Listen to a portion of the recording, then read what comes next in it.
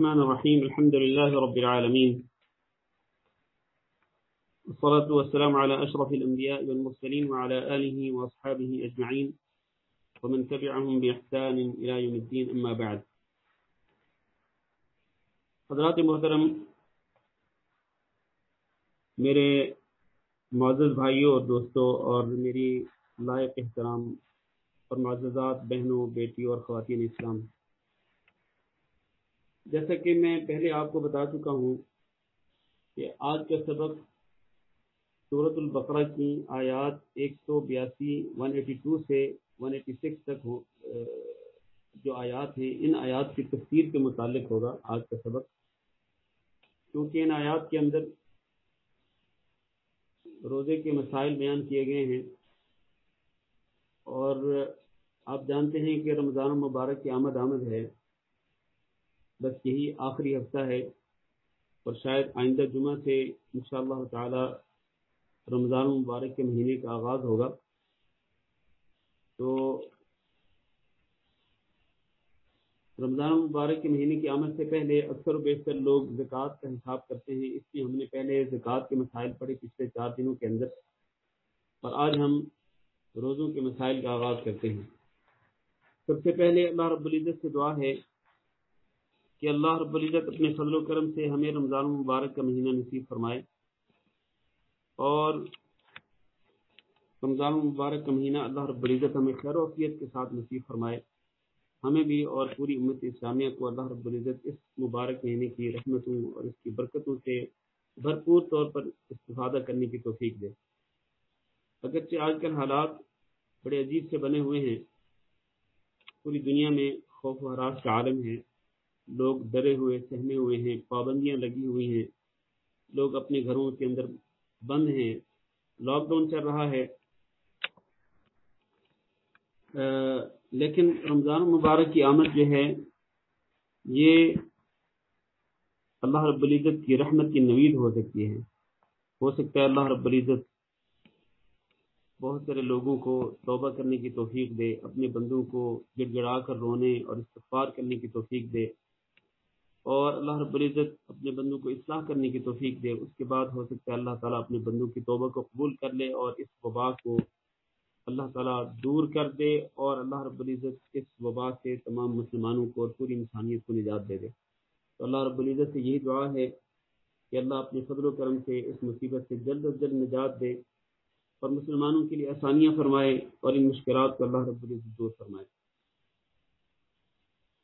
جیسے کہ میں نے پہلے کہا تھا کہ سورۃ البقرہ کی آیات کی تفسیر ہم بیان کریں گے، تو آپ سے گزارش ہے کہ قرآن مجید اپنے سامنے رکھیں. ویسے شعیب بھائی نے اسکرین پر یہ سورۃ البقرہ کی آیات بھی سامنے کھول دی ہیں، میرا خیال ہے کہ آپ حضرات کے سامنے بھی ہوں گی. تو آئیے شروع کرتے ہیں. اعوذ باللہ من الشیطان الرجیم. یا ایھا الذین آمنوا کتب علیکم الصیام کما کتب علی الذین من قبلکم لعلکم تتقون. اللہ رب العزت اہل ایمان کو خطاب فرماتے ہیں، یا ایھا الذین آمنوا، اے ایمان والو. اور جیسا کہ ہم درس تفسیر میں پہلے بھی کئی مرتبہ پڑھ چکے ہیں کہ قرآن مجید میں جہاں بھی اللہ رب العزت یا ایھا الذین آمنوا کے ساتھ خطاب فرماتے ہیں، اہل ایمان کو مخاطب ہوتے ہیں، تو اس کے بعد اللہ رب العزت یا تو کسی خیر کا حکم دیتے ہیں یا پھر کسی شر سے اللہ رب العزت ڈراتے ہیں اور منع کرتے ہیں. تو آئیے دیکھتے ہیں اس خطاب کے اندر، اس آیت کے اندر اللہ رب العزت نے اہل ایمان کو خطاب کرنے کے بعد کس خیر کا حکم دیا ہے. فرمایا یا ایھا الذین آمنوا کتب علیکم الصیام. بہت بڑی خیر جس کا ذکر اللہ تعالیٰ فرما رہے ہیں وہ ہے کہ تم پر روزے فرض کیے گئے ہیں. کما کتب علی الذین من قبلکم لعلکم تتقون. روزے اس طرح فرض کیے گئے جس طرح کہ تم سے پہلے لوگوں پر بھی فرض کیے گئے.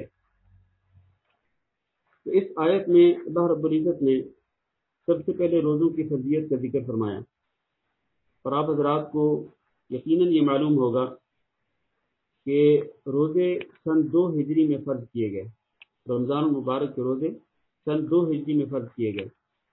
اس سے پہلے عاشوراء کا جو روزہ تھا وہ نبی صلی اللہ علیہ وسلم نے رکھا، اور اس کا نبی صلی اللہ علیہ وسلم نے حکم بھی دیا۔ نبی صلی اللہ علیہ وسلم عاشوراء کا روزہ پابندی کے ساتھ رکھتے رہے اور اس کا حکم بھی دیتے رہے، لیکن جب اللہ رب العزت نے رمضان المبارک کے روزے فرض کر دیے سن 2 ہجری میں، تو اس کے بعد نبی صلی اللہ علیہ وسلم نے عاشوراء کے متعلق یہ حکم دیا کہ جو شخص اپنی خوشی سے عاشوراء کا روزہ رکھنا چاہے وہ رکھ لے، اور جو اس کو چھوڑنا چاہے وہ چھوڑ دے۔ تو اللہ رب العزت نے رمضان کے روزے فرض کیے، اور رمضان کے روزے اسلام کے بنیادی ارکان میں سے ایک رکن ہے، جیسے کہ نبی صلی اللہ علیہ وسلم کا فرمان ہے کہ بنی الاسلام علی خمس شہادت اللہ الہ الا اللہ وان محمد رسول اللہ، کہ اسلام کی بنیاد 5 چیزوں پر ہے۔ سب سے پہلے اس بات کی گواہی دینا کہ اللہ کے سوا کوئی معبود برحق نہیں، اور محمد صلی اللہ علیہ وسلم اللہ کے رسول ہیں، اور نماز پابندی کے ساتھ پڑھنا اور زکوٰۃ ادا کرتے رہنا، اور رمضان المبارک کے روزے رکھنا، یہ اسلام کے ارکان میں سے ایک رکن ہے۔ اور 5واں رکن حج بیت اللہ کا حج کرنا، جو اس کی استطاعت رکھتا ہو۔ اس سے یہ ثابت ہوا کہ رمضان المبارک کے روزے جو ہیں یہ اسلام کے بنیادی ارکان میں سے ایک رکن ہے۔ اسلام کی عمارت جن ارکان پہ قائم ہے ان میں سے ایک رمضان المبارک کے روزے بھی ہیں۔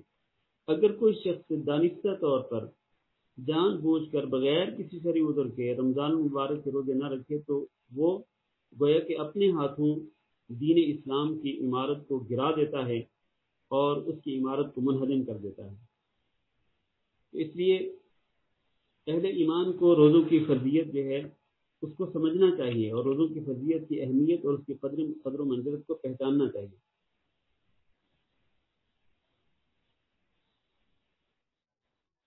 یہاں آگے بڑھنے سے پہلے کیونکہ اللہ رب العزت نے یہاں پر مختصراً بیان فرمایا، اجمالاً بیان فرمایا کہ روزے تم پر فرض کیے گئے ہیں، اللہ رب العزت نے روزے فرض ہونے کی شرطیں یہاں پر ذکر نہیں کی۔ تو شرطیں کیا ہیں روزے فرض ہونے کی؟ روزے فرض ہونے کی شروط درج ذیل ہیں۔ سب سے پہلی شرط اسلام ہے، یعنی روزے صرف مسلمان پر فرض ہوتے ہیں، جیسے کہ اسلام کے دیگر احکام صرف مسلمانوں پر لاگو ہوتے ہیں، فرض ہوتے ہیں، اسی طرح سے رمضان مبارک کے روزے جو ہیں یہ بھی صرف مسلمانوں پر فرض ہوتے ہیں۔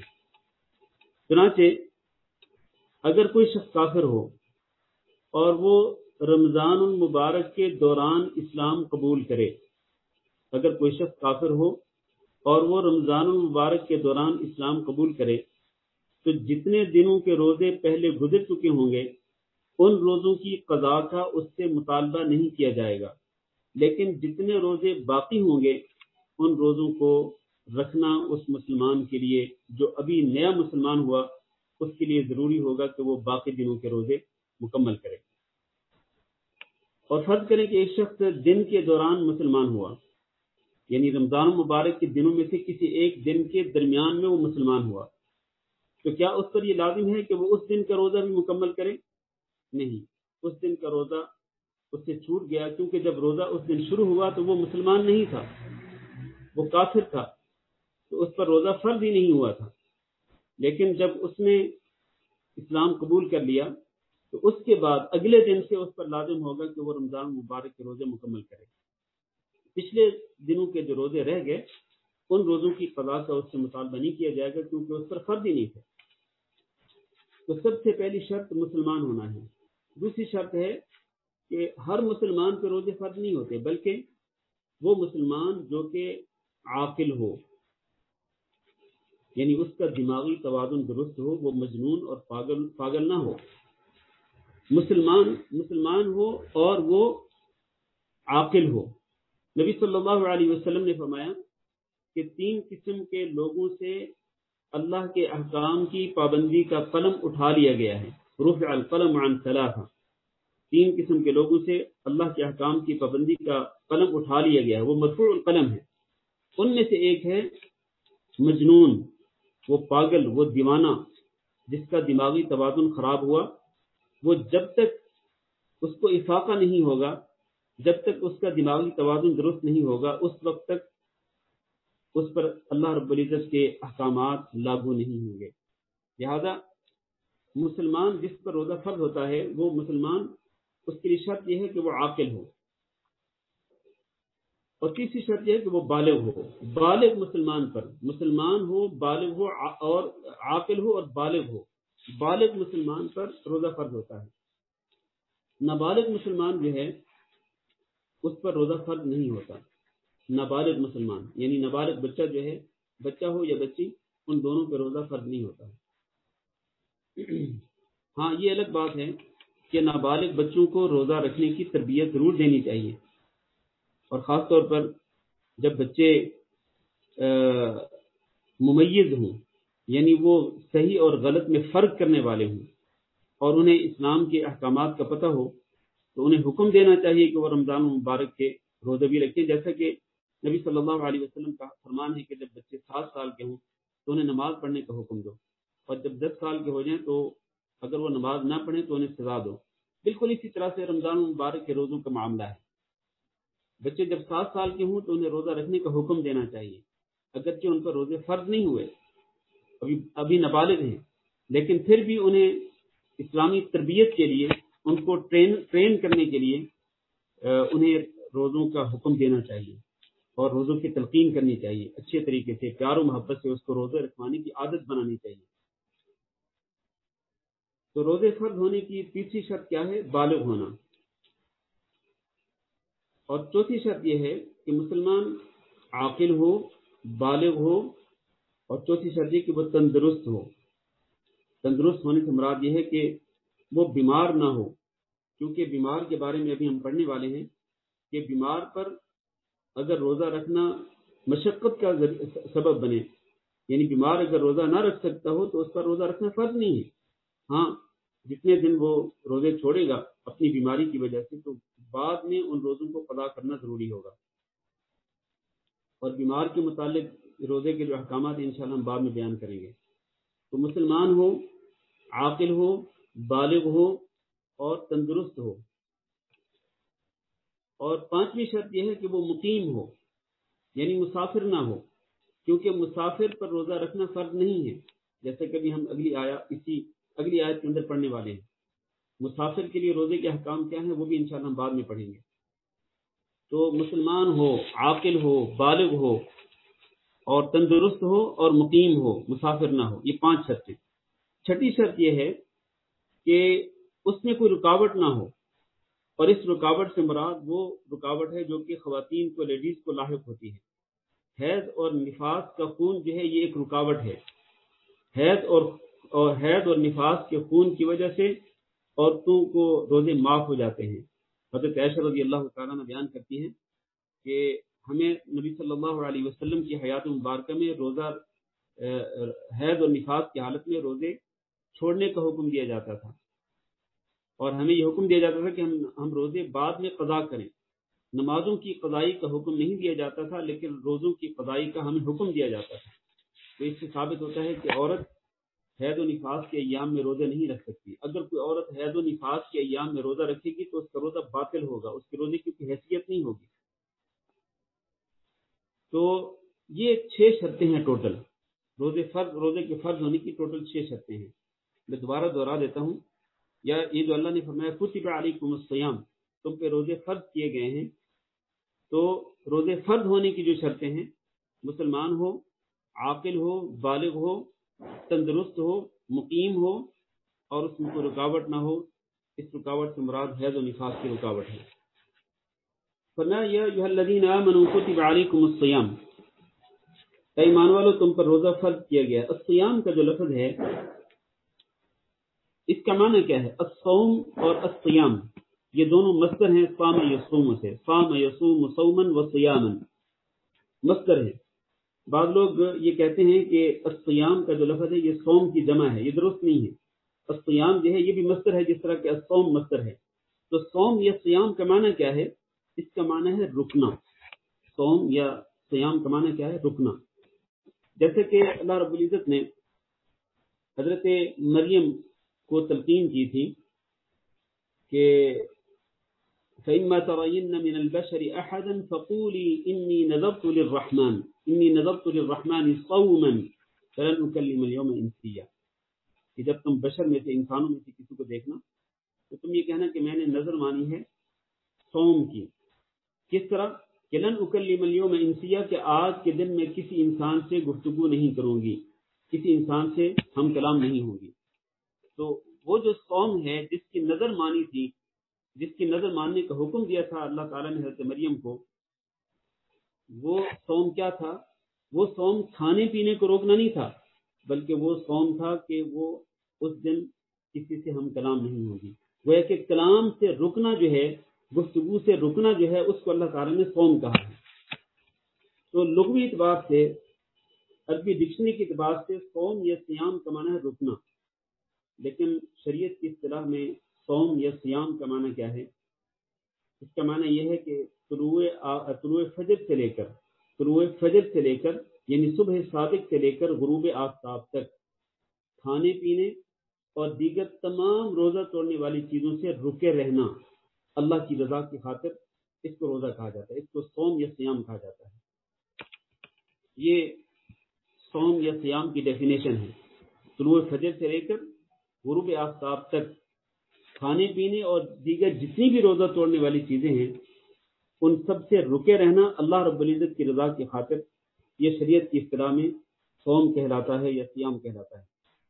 اللہ نے فرمایا تم پر روزے فرض کیے گئے ہیں یا روزہ فرض کیا گیا ہے, کما کتب علی الذین من قبلکم, جیسے کہ تم سے پہلے لوگوں پہ بھی روزہ فرض کیا گیا تھا. پہلے لوگوں پہ بھی روزہ فرض تھا, لیکن اس کی کیفیت کیا تھی, کتنے دنوں کے روزے فرض تھے, اس کی تفصیل یہاں پر بیان نہیں کی گئی اور ہم اس کی تفصیل میں جانا بھی نہیں چاہتے. اللہ تعالیٰ نے صرف فرضیت کا ذکر فرمایا کہ یہ روزے صرف تم پر ہی نہیں فرض کیے گئے اے امت محمدیہ, بلکہ تم سے پہلے جو امتیں تھیں ان پر بھی روزے فرض کیے گئے تھے. روزے کے فرض کرنے کی حکمت کیا ہے, مقصد کیا ہے؟ اللہ نے فرمایا لعلکم تتقون, تاکہ تم متقی بن جاؤ, تاکہ تمہارے اندر تقوی آ جائے, خوف آ جائے, اللہ رب العزت کا ڈر اور خوف پیدا ہو جائے. اب کوئی شخص یہ سوال کر سکتا ہے کہ روزے کا تقوی سے کیا تعلق ہے, یا روزے کے ذریعے انسان کے اندر تقوی کس طرح سے آ سکتا ہے؟ میرے بھائیوں اور میری بہنوں اور بیٹیوں, آپ ذرا غور کریں. اللہ رب العزت روزے کے دوران حلال چیزوں سے منع کرتا ہے کہ آپ نے کھانا نہیں ہے, آپ نے پینا نہیں ہے, آپ نے اپنی بیوی کے قریب نہیں جانا ہے. یہ ساری چیزیں حلال ہیں, لیکن اللہ رب العزت ان حلال چیزوں سے منع کر دیتا ہے کہ طلوع فجر سے لے کر آپ غروب آفتاب تک ان حلال چیزوں کے قریب نہیں جا سکتے, آپ کو پرہیز کرنا ان حلال چیزوں سے. گویا کہ اللہ رب العزت روزے کے ذریعے انسان کو ٹریننگ دیتا ہے, اللہ رب العزت انسان کی تربیت کرتا ہے کہ دیکھو حلال چیزوں سے تم نے بچنا ہے اس روزے کے دوران. تو اصل میں اس کا مقصد کیا ہے؟ اس کا مقصد یہ ہے کہ تم نے حرام چیزوں سے بچنا ہے. گویا حلال ایک مخصوص وقت کے اندر حلال چیزوں سے منع کر کے در حقیقت اللہ رب العزت انسان کو تربیت دینا چاہتا ہے کہ انسان تم نے ان تمام حرام چیزوں سے بچنا ہے جن کو اللہ نے یا اللہ کے رسول صلی اللہ علیہ وسلم نے حرام قرار دیا ہے. ان سے اجتناب کرنا, ان سے پرہیز کرنا ہے. اسی کو تقویٰ کہتے ہیں, اسی کو پرہیز کہتے ہیں, اسی کو اللہ کا ڈر اور خوف کہتے ہیں کہ اللہ کے ڈر اور اس کے خوف کی وجہ سے آپ ان تمام کی تمام چیزوں کو ترک کر دیں جن کو اللہ نے حرام کہا ہے یا جن کو اللہ رب العزت نے ناجائز قرار دیا ہے یا اللہ کے رسول صلی اللہ علیہ وسلم نے ان سے منع کیا ہے. ایسی تمام کی تمام چیزوں سے بچنا اللہ سے ڈر کر, یہ کیا ہے؟ یہ تقویٰ ہے, یہ خوف ہے.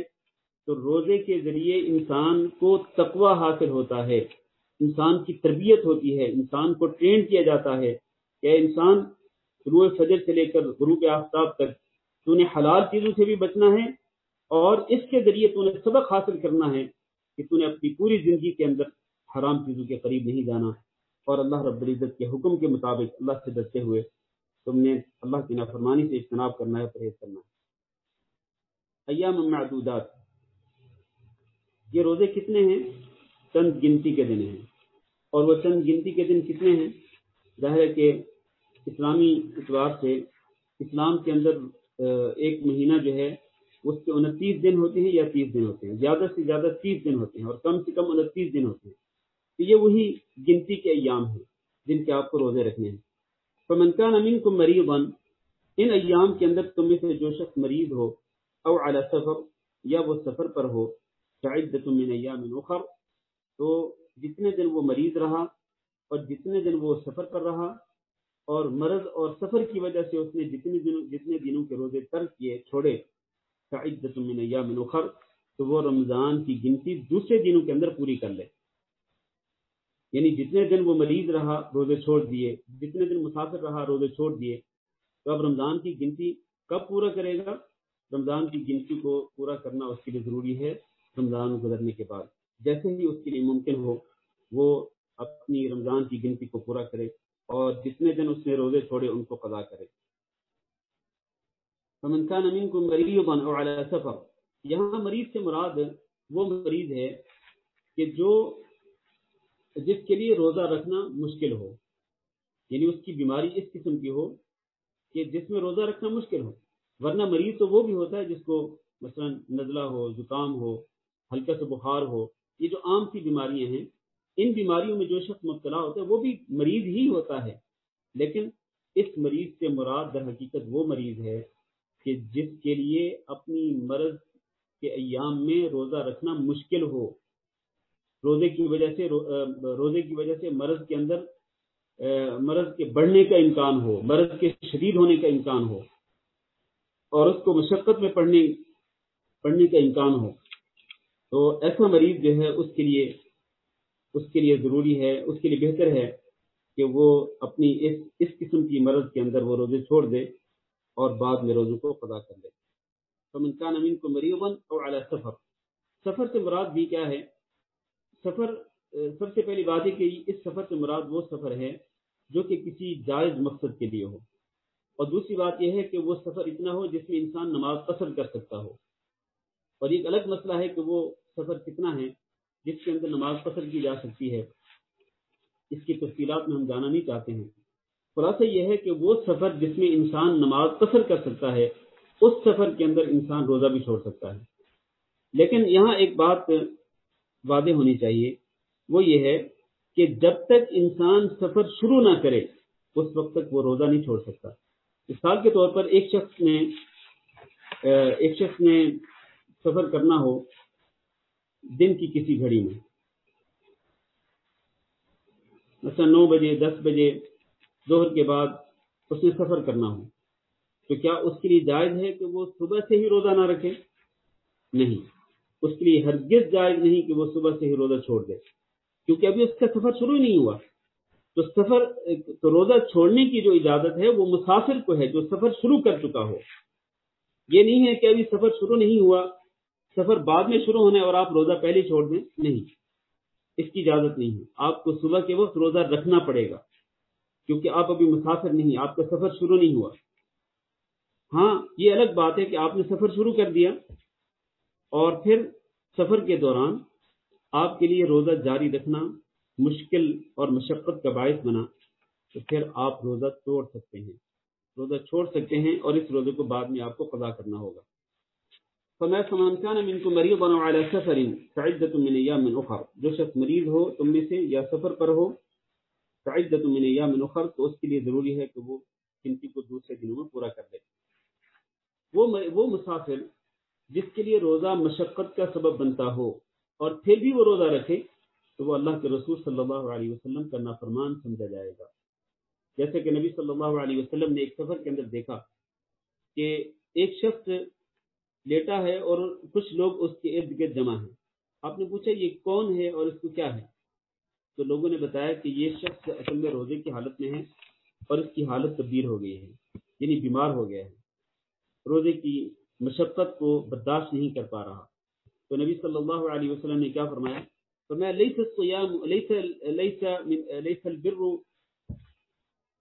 من البر الصيام في السفر، سفر کے اندر روزہ رکھنا کوئی نیکی کا کام نہیں ہے، یعنی ایسا سفر جس میں روزہ رکھنا مشقت کا باعث بنتا ہو، اس میں انسان مریض ہو سکتا ہو، مشقت میں پڑتا ہو، تو ایسے سفر کے اندر روزہ رکھنا یہ کوئی نیکی کا کام نہیں ہے، اس لیے ایسے سفر کے اندر روزہ چھوڑ دینا چاہیے۔ چلیں آگے چلتے ہیں۔ وَعَلَى الَّذِينَ يُطِيقُونَهُ فِدْيَةٌ طَعَامُ مِسْكِينٍ، اور وہ لوگ یطیقونہ کا جو معنی ہے یہ دو معنی ہیں اور دونوں معنی صحیح ہیں۔ ذرا توجہ کے ساتھ سن لیجیے. وعلی الذین یطیقونہ، اور ان لوگوں پر جو کہ روزے کی طاقت رکھتے ہوں، یطیقونہ جو روزے کی طاقت رکھتے ہوں، ان پر یہ ضروری ہے کہ وہ ایک مسکین کو کھانا کھلائیں فدیے کے طور پر. یہ کیا معنی ہے کہ جو لوگ روزہ رکھنے کی طاقت رکھتے ہوں وہ ایک مسکین کو کھانا کھلائیں فدیے کے طور پر؟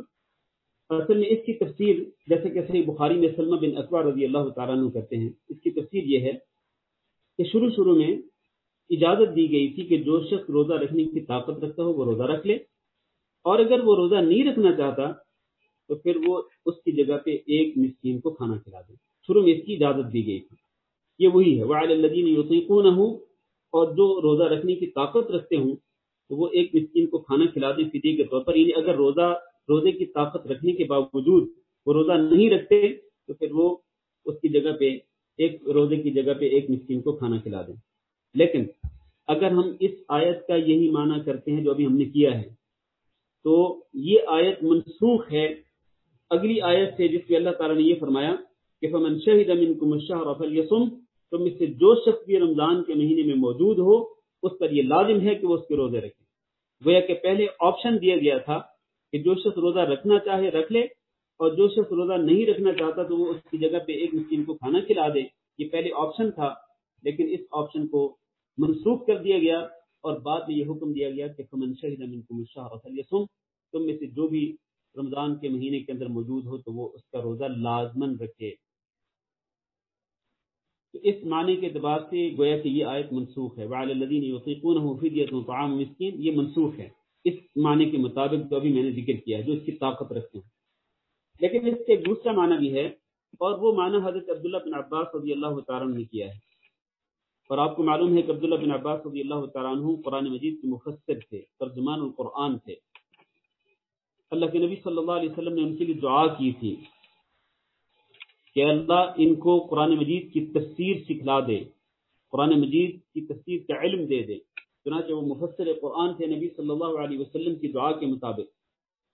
تو انہوں نے کیا معنی کیا ہے؟ انہوں نے معنی کیا ہے کہ وعلی الذین یطیقونہ، اور وہ لوگ جو روزہ رکھنے کی طاقت نہیں رکھتے، یعنی روزے میں مشقت محسوس کرتے ہیں. یطیقونہ سے مراد روزے میں مشقت محسوس کرتے ہیں، روزہ نہیں رکھ سکتے. اور اس سے مراد انہوں نے دو قسم کے لوگ لیے ہیں. ایک بوڑھا انسان، چاہے وہ مرد ہو چاہے عورت ہو، جو روزہ نہ رکھ سکتا ہو اپنے بڑھاپے کی وجہ سے. اور ایک وہ مریض، وہ بیمار جو کہ جس کے لیے بیماری کی وجہ سے روزہ رکھنا بہت مشکل ہو اور اس کے لیے مشقت کا باعث ہو، اور وہ اس مرض سے شفا یاب ہونے کی امید بھی نہ رکھتا ہو. تو ایسے لوگوں کے لیے جو کہ روزے میں مشقت محسوس کریں، ان کے لیے کیا ہے؟ ان کے لیے ہے کہ فدیۃ طعام مسکین، وہ ایک مسکین کو کھانا کھلا دیں فدیے کے طور پر. گویا کہ اس عبداللہ بن عباس رضی اللہ تعالیٰ عنہ کی اس تفسیر کے مطابق یہ آیت منسوخ نہیں ہے، بلکہ یہ آیت در حقیقت ان لوگوں کے حق میں ہے کہ جو روزہ رکھنے میں مشقت محسوس کرتے ہیں، بڑھاپے کی وجہ سے یا کسی ایسی بیماری کی وجہ سے کہ جس میں روزہ رکھنا مشکل ہو اور اس بیماری سے شفا یاب ہونے کی امید بھی نہ ہو. تو ان کے لیے یہ اجازت ہے، اللہ تعالیٰ نے رخصت دی ہے کہ وہ ایک روزے کی جگہ پہ ایک مسکین کو کھانا کھلا دیں. لیکن یہاں پر ایک سوال ہے، آپ اسے کوئی بھی صاحب یہ سوال کر سکتے ہیں. سوال یہ ہے کہ اللہ تعالیٰ نے یہ ارشاد فرمایا کہ فدیۃ طعام مسکین، ایک مسکین کو کھانا کھلانا فدیہ ہے. کتنا کھانا کھلانا؟ ایک مسکین کو کتنا کھانا کھلایا جائے؟ عبداللہ بن عباس رضی اللہ تعالیٰ عنہ کہتے ہیں کہ ایک آدھا صاع جو ہے، ایک آدھا صاع ایک مسکین کو کھلایا جائے. آدھا صاع سے مراد تقریباً 1 کلو اناج بنتا ہے، 1 کلو اناج. تو لہذا اس سے یہ ثابت ہوا کہ ایک مسکین کو آپ نے جو کھانا کھلانا ہے، جو متوسط طبقے کے لوگ کھانا کھاتے ہیں، آپ وہ کھانا کھلا دیں. یا پھر اگر آپ کھانا نہیں کھلانا چاہتے تو آپ ایک دن کے بدلے میں 1 کلو اناج دے دیں مسکین کو، یا راشن دے دیں کھانے کا، جو کھانے کے لیے راشن ہونا چاہیے، تو اس کے ذریعے وہ اپنا فدیہ ادا کر سکتا ہے.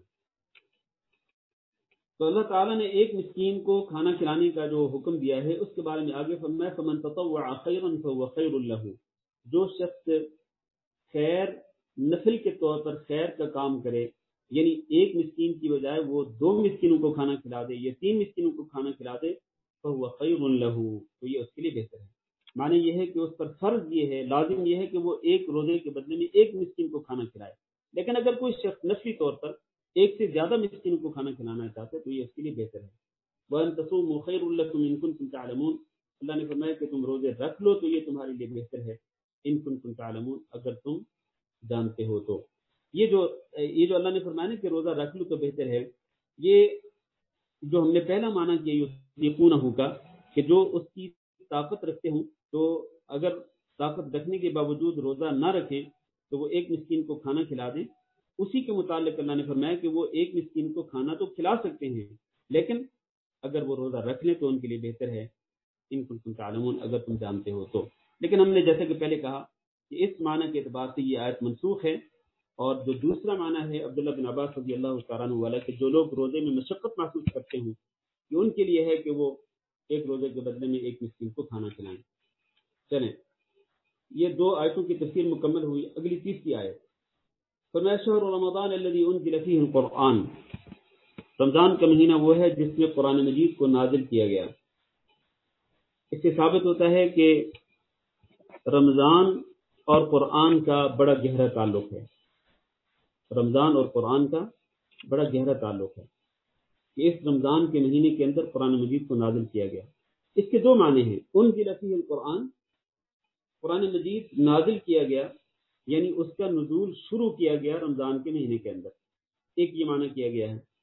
دوسرا یہ معنی کیا گیا ہے کہ قرآن مجید پورے کا پورا نازل کر دیا گیا تھا رمضان کے مہینے کے اندر، اور رمضان کے مہینے میں بھی لیلۃ القدر میں پورے کا پورا اتار دیا گیا تھا لوح محفوظ سے آسمان دنیا پر،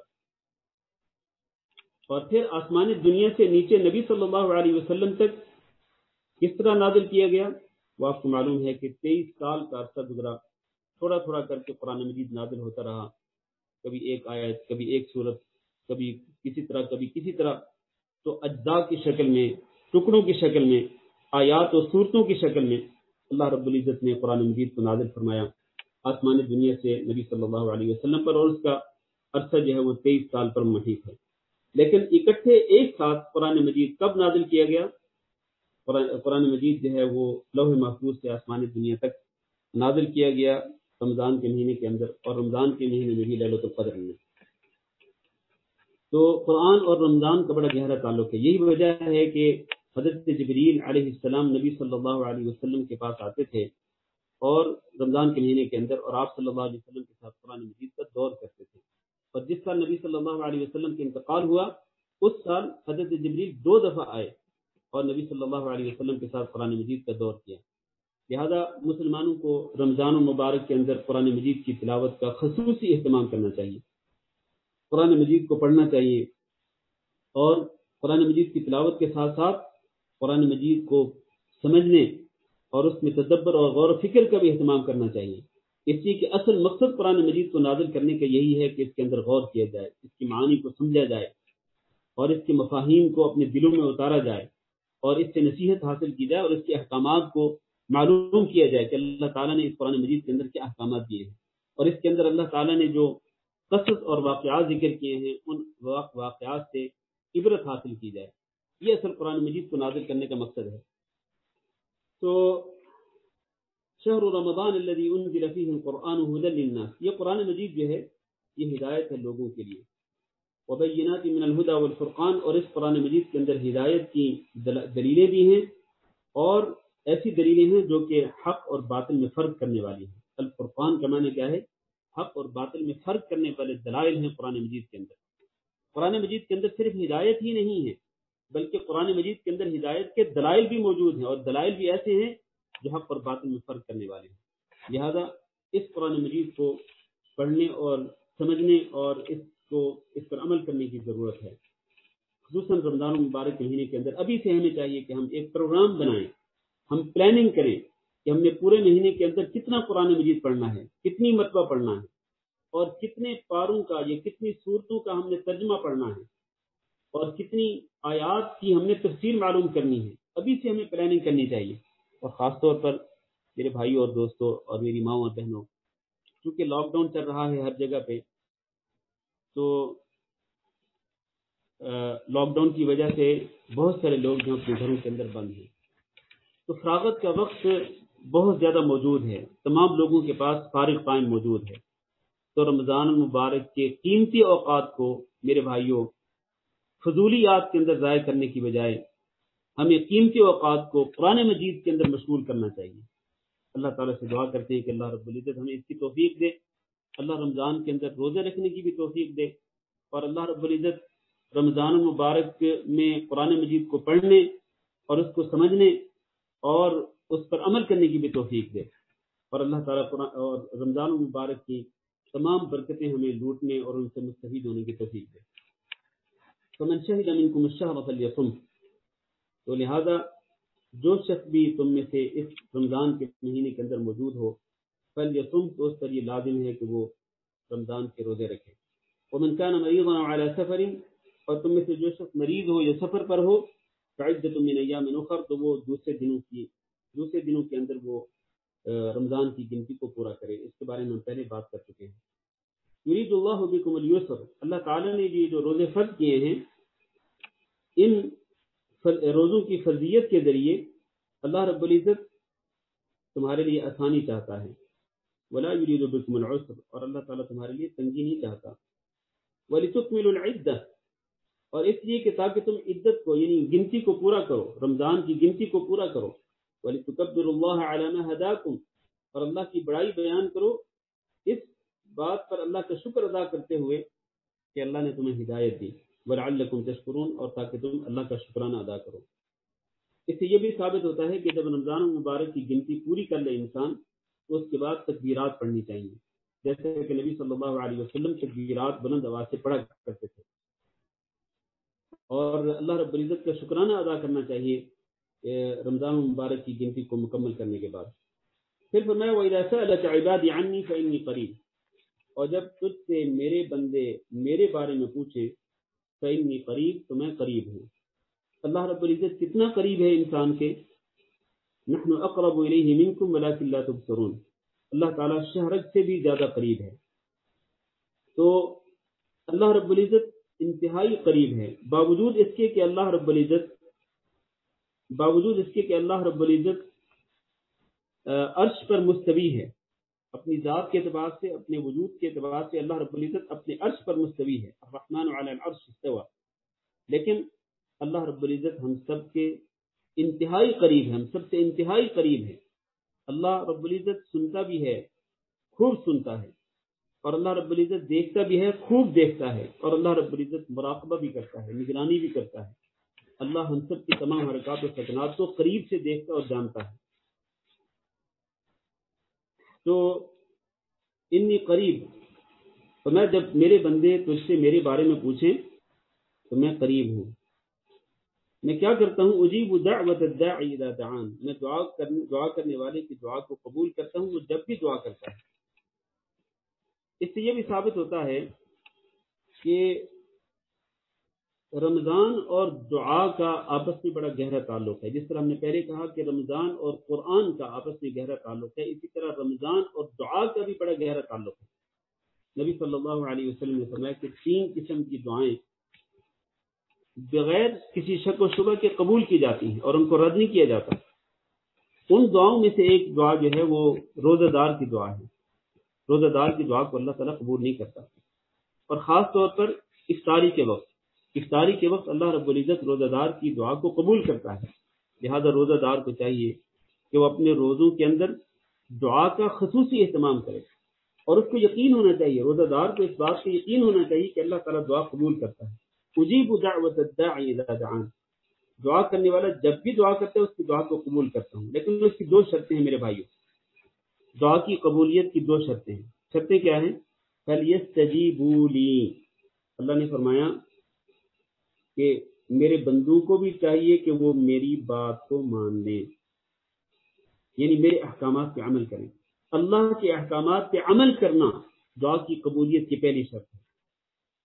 ورنہ ایک شخص اللہ رب العزت کے احکامات کی دانستہ طور پر نافرمانی کرتا ہو تو اللہ اس کی دعاؤں کو قبول نہیں کرے گا۔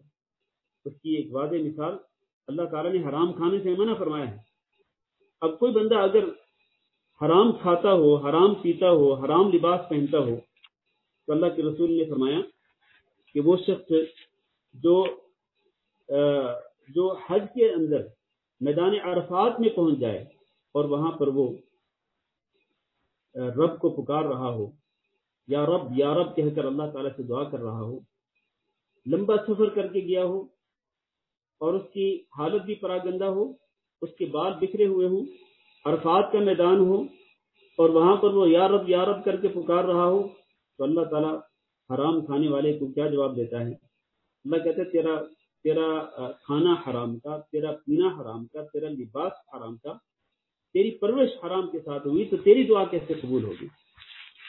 اس سے یہ ثابت ہوتا ہے کہ دعاؤں کی قبولیت کی سب سے اہم شرط یہ ہے کہ انسان اللہ رب العزت کا فرما بردار بنے، اللہ رب العزت کی اطاعت کرے، اس کے احکامات پہ عمل کرے، تب اللہ تعالیٰ دعائیں قبول فرمائے گا۔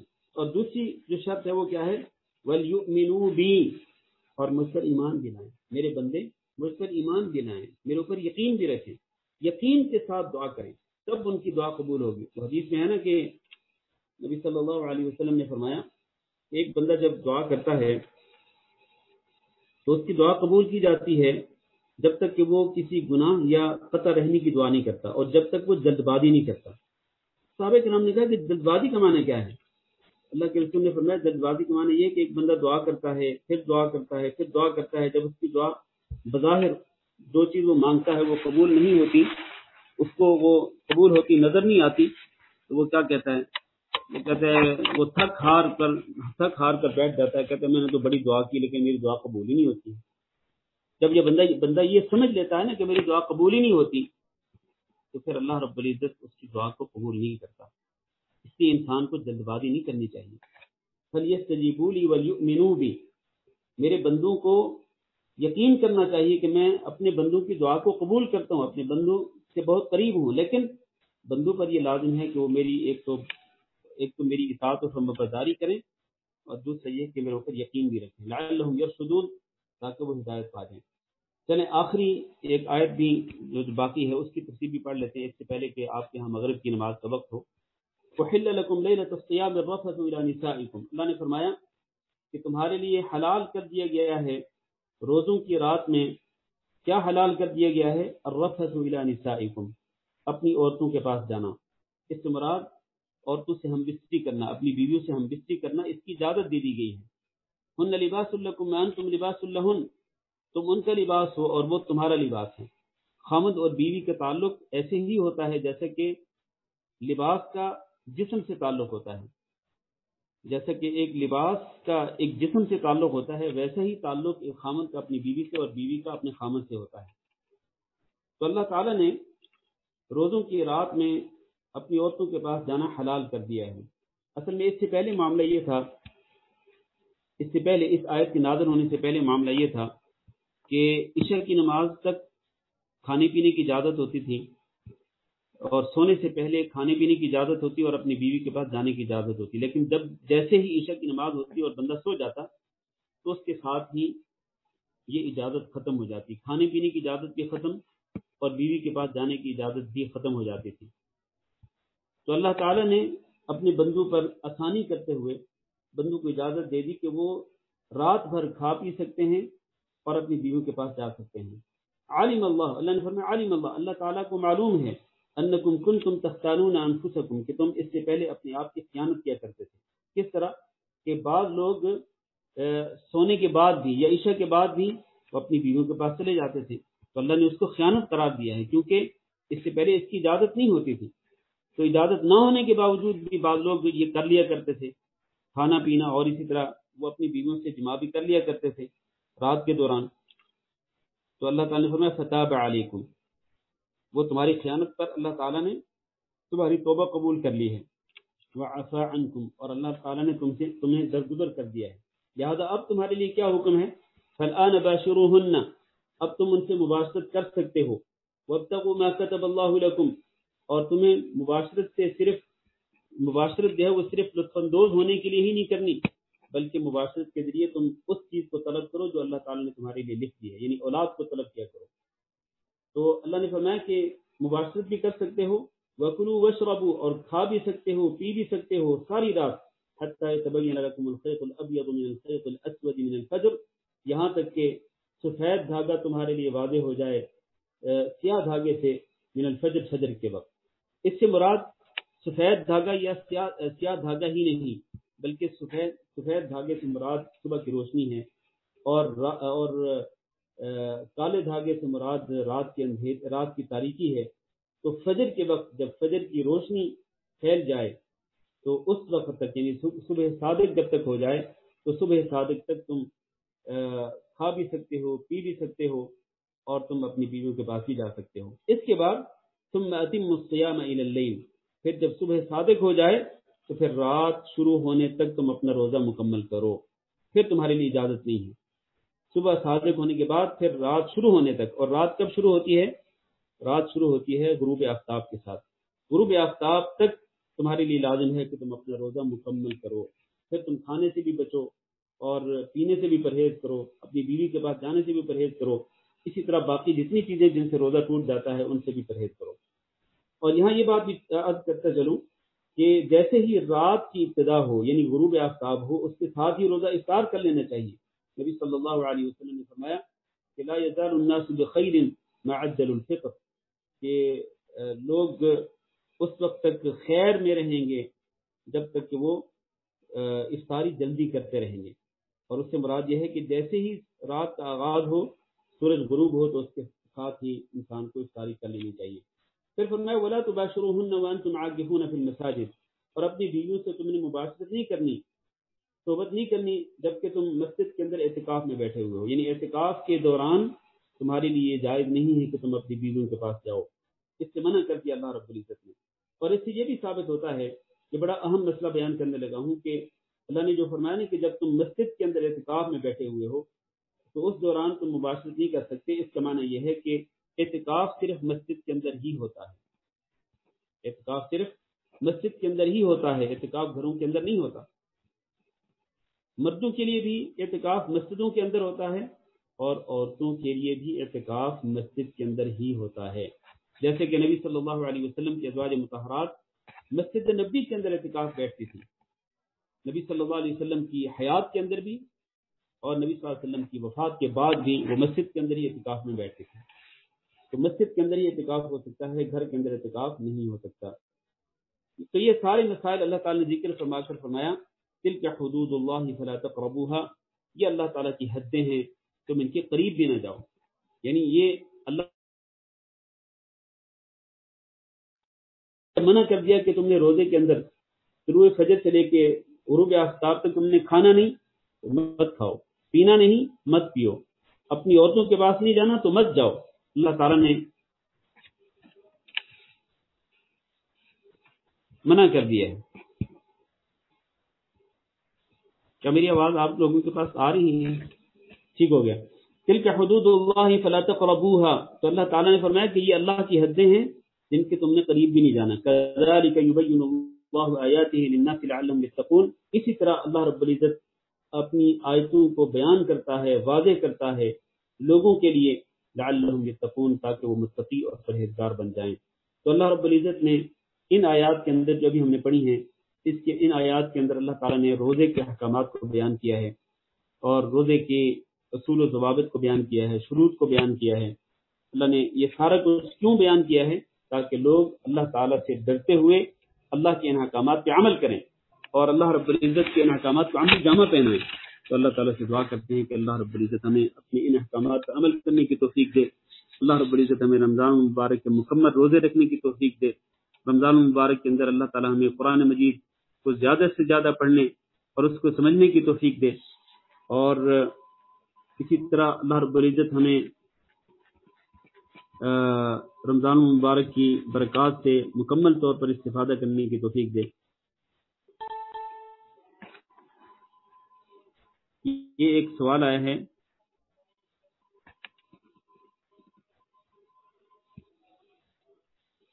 کہ حیض والی عورتیں